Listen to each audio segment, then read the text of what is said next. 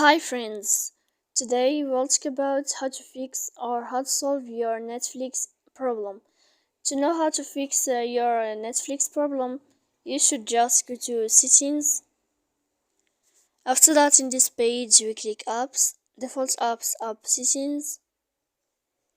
Here in this page you will enter to the window of Netflix. After that, in this page of app info, you will click on first stop and you will click OK. Here we'll enter to the window of storage. After that, we click clear cache.